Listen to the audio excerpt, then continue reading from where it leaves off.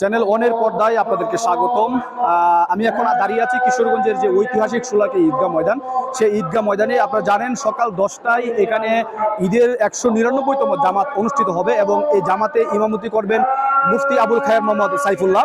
এবং আমরা দেখেছি সকাল 7টা থেকেই কিন্তু এখানে মানুষজন আসতে শুরু করেছেন। তারা এখানে এসে আগে থেকেই জায়গা নিয়েছেন, কারণ সেখানে আমি এখানে যারা এসেছেন তাদের মধ্যে অনেকের সাথে কথা বলেছি। তারা যেটা বলেছেন যে 9টা সাড়ে 9টার মধ্যেই কিন্তু এই মাঠ পুরো কানায় কানায় ভরে যায় এবং সেই কারণে সকাল সকাল এই মাঠে চলে আসা।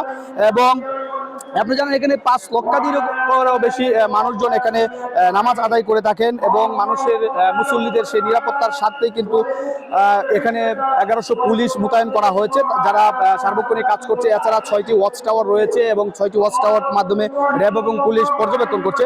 পাশাপাশি 64টি সিসি ক্যামেরা সার্বক্ষণিক সেই নজরদারিতে রয়েছে এবং র্যাবের 6টি team, 5 platoon BGB, 5 platoon Ansar ও 4 প্লাটুন সেনাবাহিনীর সদস্যরা কিন্তু এখানে দায়িত্ব পালন করছেন। এবং মেটাল ডিটেক্টর এবং আর্চওয়ের মাধ্যমে কিন্তু এখানে মুসল্লিদেরকে মাঠে প্রবেশ করতে দেওয়া হয়েছে এবং মাঠে নিরাপত্তার স্বার্থে আরও 13 জন নির্বাহী ম্যাজিস্ট্রেট কিন্তু দায়িত্ব পালন করছে।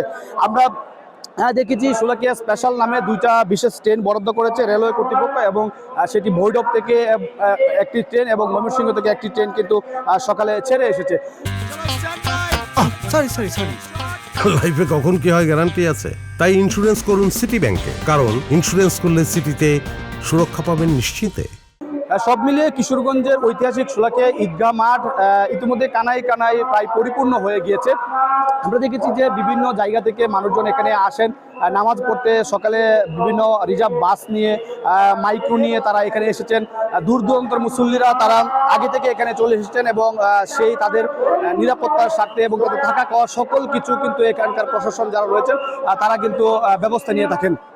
তো সকাল 10টায় ঈদ জামাতকে কেন্দ্র করে মুসল্লিদের আগমন এবং তাদের যে নিরাপত্তা, সব মিলিয়ে শোলাকিয়া ঈদগাহ মাঠ এখন নিরাপত্তার চাদরে কিন্তু ঢাকা রয়েছে।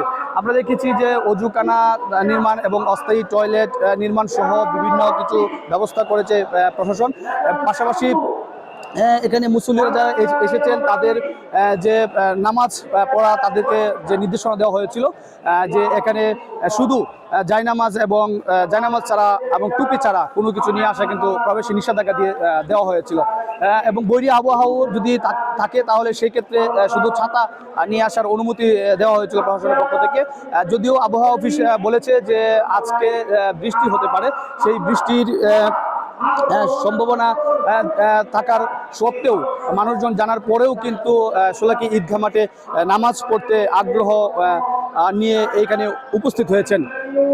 এখানকার যারা মুসল্লিরা এসেছেন আমরা দেখেছি যে 54 বছর ধরে একই ব্যক্তি এখানে মাঠে নামাজ পড়তে আসেন। আমি তাদের সাথে কথা বলেছি।